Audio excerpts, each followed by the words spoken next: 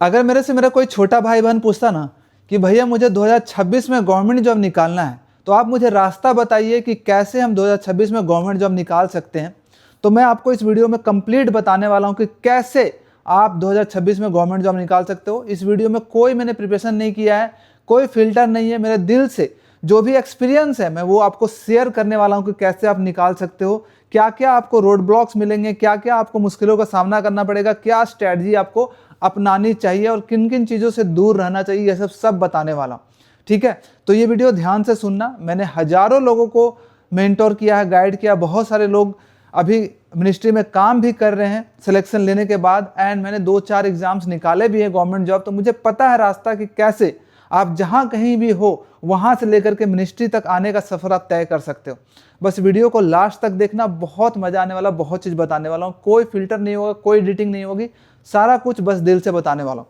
देखो, अगर तुम्हें गवर्नमेंट जॉब निकालना है ना, तो सबसे पहले तुम्हें यह डिसाइड करना होगा कि मुझे कौन सा एग्जाम निकालना है, क्योंकि हजारों एग्जाम्स है। जब तक ये सेट नहीं करोगे कौन सा गवर्नमेंट एग्जाम, तब तक उसकी तैयारी अच्छे से नहीं हो पाएगी, क्योंकि सबका सिलेबस अलग अलग है। तो पहला काम तो यही करो कि कौन सा जॉब तुम्हें निकालना है। हो सकता है कि आप में से बहुत सारे लोगों का एसएससी सीजीएल हो, तो आप एसएससी सीजीएल डिसाइड कर लो, उसमें भी आप डिसाइड करो कि आपका फेवरेट पोस्ट कौन सा है। इनकम टैक्स इंस्पेक्टर है, एक्साइज इंस्पेक्टर है, या फिर सीबीआई इंस्पेक्टर है, या फिर असिस्टेंट सेक्शन ऑफिसर है। आप कौन से पोस्ट पे जाना चाहते हो, पहुंचना चाहते हो, वो आपका डिसाइडेड होना चाहिए। उसके बाद तैयारी शुरू करना है। अब वो जो आपने डिसाइड कर लिया कि मुझे एसएससी में जाना है, बैंक में जाना है, रेलवे जाना है, कौन सा पोस्ट अचीव करना है, उसके बाद वहां से तैयारी आपकी शुरू होती है, वहां से आपका मिशन स्टार्ट होता है। अब एक बात याद रखना, जब आप गोल डिसाइड करते हो तो आपको अदर गोल्स फिर ज़्यादा लुभावने लगेगा कि ना मैं उसका भी तैयारी कर लेता हूँ, उसका भी तैयारी कर लेता हूँ।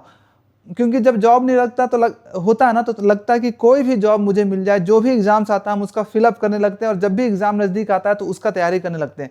ये गलती बिल्कुल भी मत करना। एक एग्जाम की तैयारी करना, पूरा उसी पे डेडिकेटेड होकर के एग्जाम की तैयारी करना, और वही एग्जाम निकलेगा। ठीक है, बाकी एग्जाम्स में ऐसा नहीं बोलूंगा कि फॉर्म फिलअप मत करना, फॉर्म फिलअप करना है, सिमिलर एग्जाम जिसका सिमिलर सिलेबस है फॉर्म फिलअप करना, लेकिन उसकी तैयारी अलग से मत करना, बस उसका एग्जाम जाकर के दे जाना। ठीक है, अदरवाइज सिर्फ वेस्ट होगा टाइम, आप इसमें भी फेल होगे, इसमें भी फेल होगे, और जो एक्चुअल एग्जाम की तैयारी कर रहे हो तो उसमें भी फेल होगे। अब यहाँ तक बात बन गई। अब आगे की क्या है, आगे देखो इंपॉर्टेंट है कि जब आप किसी चीज की तैयारी करना चाहते हो तो उसका सिलेबस तो कंप्लीट करना पड़ेगा ना भाई। आपके पास जो भी बैच है, हो सकता है कि आप किसी पर्टिकुलर बैच ले चुके हो, ऑफलाइन हो ऑनलाइन हो, आप वहीं से तैयारी करो, भटको मत। अगर आपने ऑनलाइन ले लिया है, ऑनलाइन अच्छे से अपना नोट्स कॉपी बना करके सारा तैयारी करो।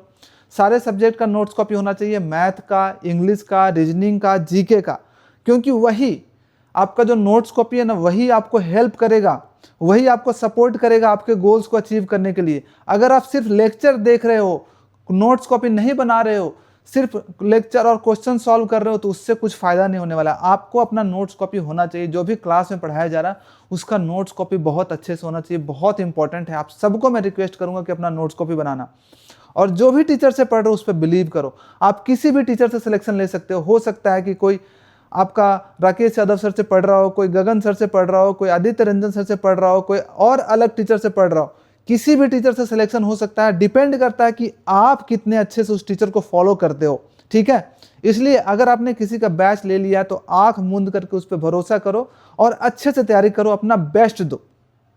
ठीक है, इधर उधर भटकते रहोगे तो सिर्फ टाइम वेस्ट होगा। साथ में जब आप क्लासेस कर रहे हो तो कुछ ना कुछ बुक्स आपके टीचर्स रिकमेंड करेंगे, वही बुक चुपचाप ले लो। जरूरी नहीं है कि जो मैं रिकमेंड करूं आपको वही लेना जरूरी है।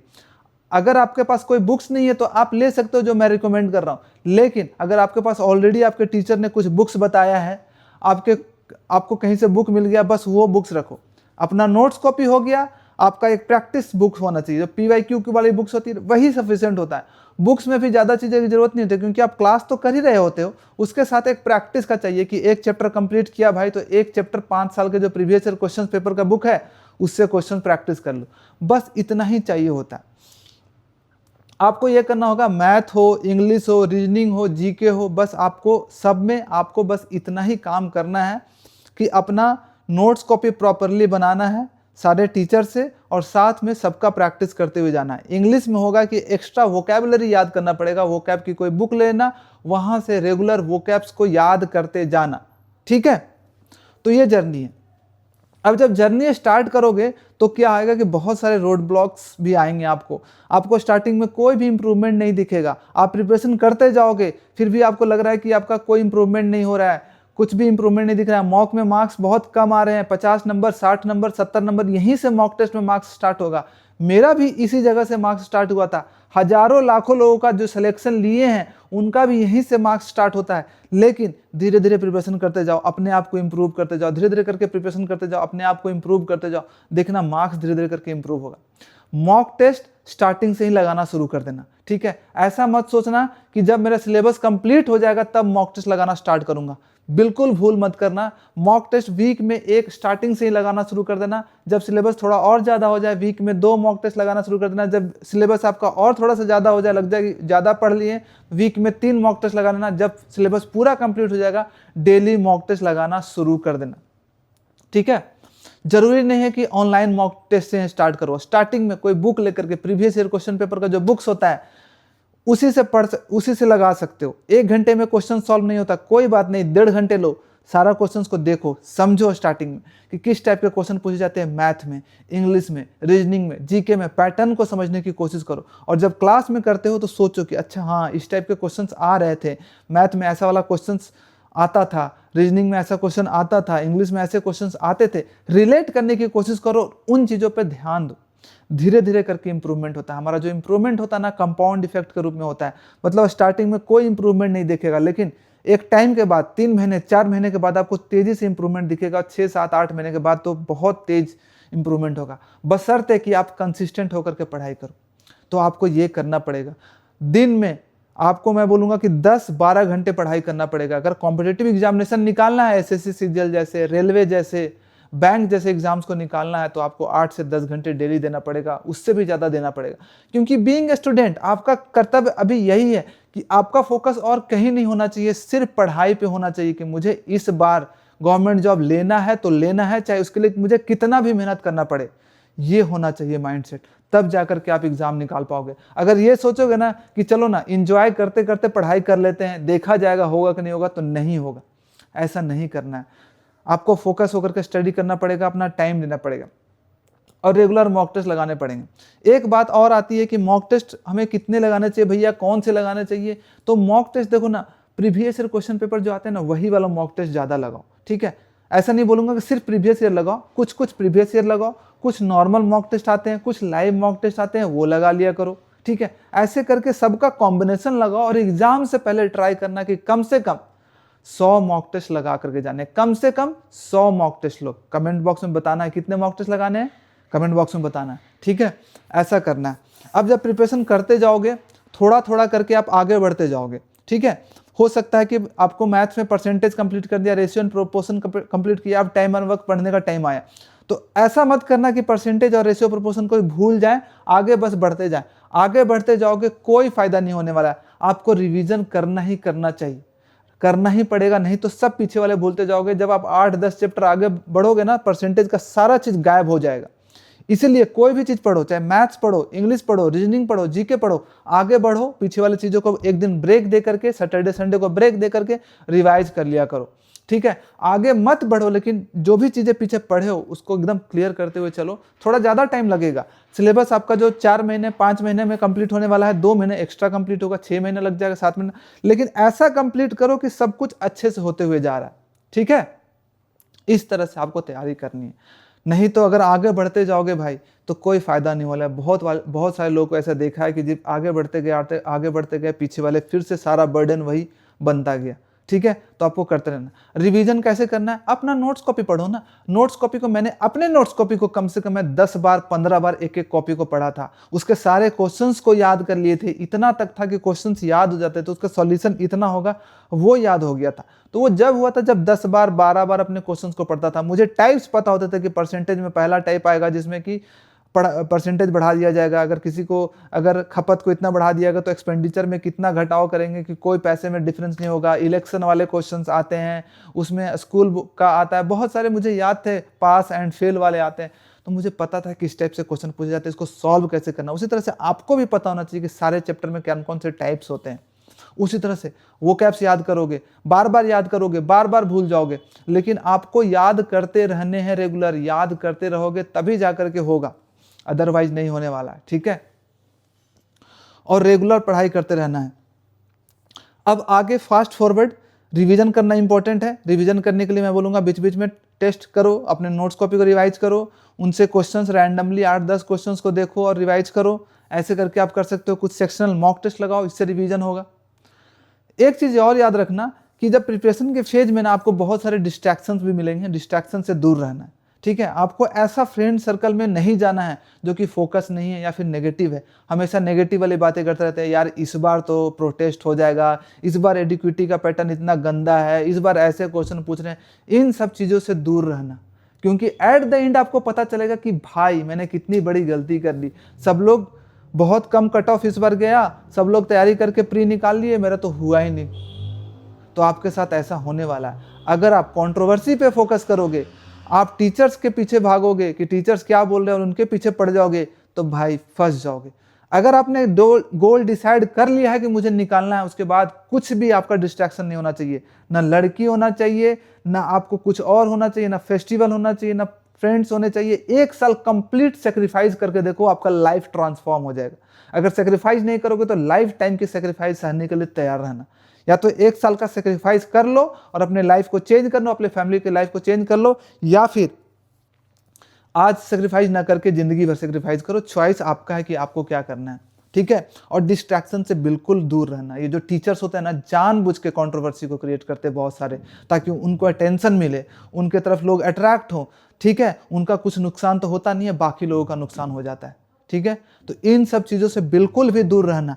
आप अगर डिसाइड कर लियो कि मुझे सीजीएल निकालना है, चाहे जो भी हो जाए, एग्जाम जब तक नहीं हो जाता है तब तक मैं कुछ पे ध्यान नहीं दूंगा। कितना भी नेगेटिविटी न्यूज़ है, ध्यान नहीं देना, मुझे अपना तैयारी करते रहना और अपने लेवल को इतना हाई रखना है ना कि कुछ ऊपर नीचे हो भी जाए, हो सकता है एग्जाम का लेवल ज़्यादा हो कम हो, लेकिन आपका इतना अच्छा रिजल्ट हो कि आपको कोई उसमें दिक्कत ना हो, प्रॉब्लम ना हो, ठीक है। अपने कट ऑफ को ज़्यादा रखो। मान लो कट ऑफ कितना जाता है, इस बार जो गया था 130 135 गया था, अपना प्रिपरेशन रखो 160 का, 150 का। कोई आपको हिला नहीं सकता आपको सिलेक्शन लेने से। लेकिन आप सिर्फ कट ऑफ के बारे में सोचते रहोगे, कट ऑफ निकल जाए, पिछला बार का कितना कट ऑफ गया, तो कट ऑफ के पीछे फंस जाओगे और कहीं ना कहीं आप अनलकी साबित हो गए और बाहर हो जाओगे रेस से। कट ऑफ का सोचना ही नहीं, हमेशा कट ऑफ से 20 नंबर 30 नंबर ऊपर सोचना है, और इतना लाना भी पॉसिबल है, आराम से लाया जा सकता है, ठीक है। तो आपको इस तरह से सोचना और हाई सोचना है, और मेहनत करना पड़ेगा, सेक्रीफाइस करना पड़ेगा। याद रखना, रास्ते में डिफिकल्टीज आएगी, सब कुछ आएगा, बट ये सारी डिफिकल्टीज जो होती है ना, आपको गिव अप करने के लिए मजबूर करेगी, लेकिन आपको गिव अप नहीं करना है। ये सब जो डिफिकल्टीज होती है आपको इंप्रूव करती है, आपको इस गोल के लायक बनाती है कि आप लायक हो कि नहीं, ये सब चीज़ें झेल पाओगे कि नहीं। जब जॉब में जाओगे तो ऐसे बहुत सारे सिचुएशन टैकल करना पड़ेंगे, तो क्या तुम ये सब चीज़ें नहीं पा रहे हो, तो मतलब वहाँ पे भी झेल नहीं पाओगे। इसलिए आप समझो कि अपने आप को तैयार कर रहे हो एक ऑफिसर बनने लायक, लाइफ को फेस करने के लायक। बहुत सारे लोग, हो सकता है पब्लिक डीलिंग हो, बहुत सारे लोग क्वेश्चन पूछेंगे आपसे, तो आप झेल पाओगे कि नहीं इन सब चीज़ों को। उसके लिए ये सब चीज़ें प्रिपरेशन में आपको तैयार किया जाता है। जब ये सब चीज़ें आप झेल लेते हो, तब जाकर के आप गवर्नमेंट जॉब के लायक बनते हो, ठीक है। याद रखना, जब आप तैयारी स्टार्ट कर रहे हो आपको मोटिवेशन हाई रहेगा, लेकिन विद द टाइम ये धीरे धीरे करके आपका एनर्जी लो होता जाएगा। मोटिवेट करना अपने आप को, मोटिवेशनल बुक्स पढ़ा करो यार, ठीक है। मैं मोटिवेशनल बुक्स पढ़ता था अपने प्रिपरेशन के टाइम, मोटिवेशनल वीडियोस देखा करता था, बहुत सारे पढ़े हुए मोटिवेशनल वीडियोस, ठीक है।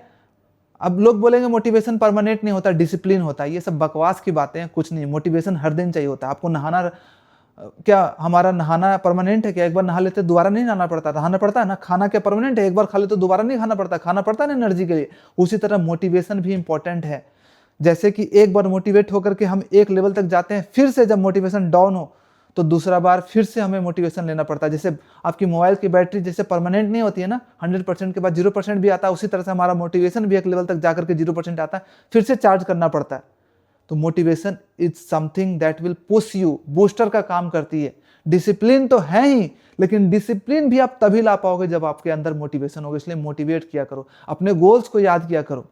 एक मंत्र आपको दे रहा हूं, याद रखना, एक मंत्र आपको दे रहा हूं, जो अगर आपने फॉलो कर लिया, आप में से जो लोग भी ना सक्सेस उसको निश्चित मिलेगा ही मिलेगा। अपना गोल बना लो, income tax, excise inspector, loco pilot, RRB, PO, क्या बनना है आपको वो डिसाइड कर लो और एक अफर्मेशन बना लो कि I am income tax inspector, I am excise inspector. जो भी आपका गोल है उसको रिपीट करना शुरू कर दो, अपने सबकॉन्शियस माइंड में डालना शुरू कर दो। देखना कैसे आप मोटिवेटेड रहोगे और कैसे आप अपने गोल्स को अचीव करोगे। जब भी डीमोटिवेशन आए 50 बार उस स्टेटमेंट को अपने कॉपी पे लिख लो, ठीक है। 50 बार अपने आप को बोल लो। वॉक कर रहे हो अकेले, अपने आप में बोलते जाओ, मैं करके दिखाऊंगा, ये मैं बन के दिखाऊंगा income tax inspector, I am income tax inspector, मैं करके दिखाऊंगा।